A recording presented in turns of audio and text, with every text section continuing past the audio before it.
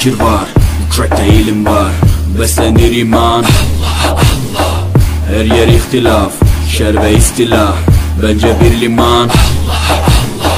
Gerçekte kitapta yazılı bu Kur'an. Dur bak burada G-Flow Mus'ab anlatır hak kitap, yalan ve hakikat, cabası tarikat.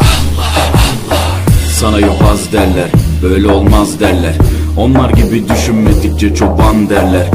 Biz Müslümanız, düşüncemiz hüsnü zandır. Bak istediğin güçle saldır, biz Rabbe müptelayız. İşimde Allah, dilimde Allah, zikrimde Allah, fikrimde Allah, aklımda Allah, aşkımda Allah, aslımda Allah, kanımda Allah. Hasbi Rabbi Cellallah, ma fi kalbi gayrullah. Nur Muhammed sallallahu, la ilahe illallah. Hasbi Rabbi Cellallah, ma fi kalbi gayrullah.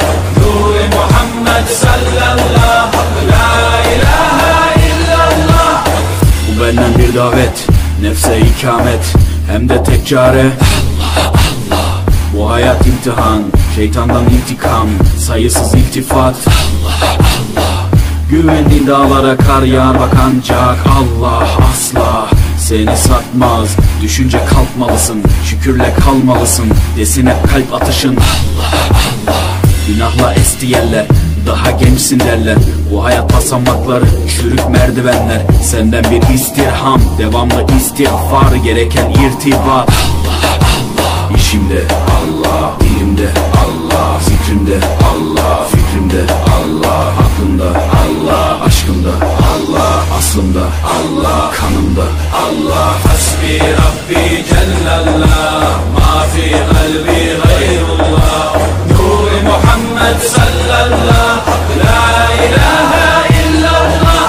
Hasbi Rabbi Cellallah, ma fi kalbi gayrullah.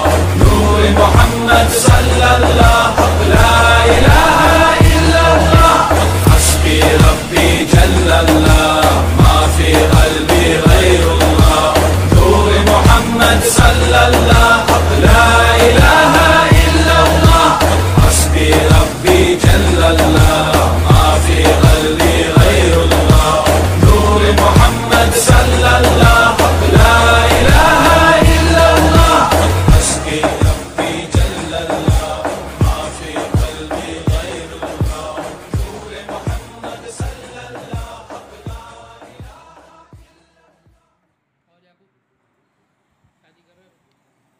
इस वीडियो को अपने दोस्तों के साथ जरूर शेयर कीजिएगा और इस वीडियो में कमेंट करके हमें लाजमी तौर पर बताइएगा कि आने वाले वक्त में आप किस तरह की वीडियोस देखना पसंद करते हैं। और अगर आपने अभी तक हमारा चैनल सब्सक्राइब नहीं किया तो फौरन सब्सक्राइब कीजिए, साथ ही बेल आइकॉन पर क्लिक करें ताकि मजीद आने वाली वीडियो जहां वक्तन फवक्तन आपके लिए इस चैनल पर अपलोड करते हैं वो आपको वक्त पर मिलती रहें और आप उनसे मुस्तफीद होते रहें। अगली वीडियो तक हमें दीजिए इजाजत। अपना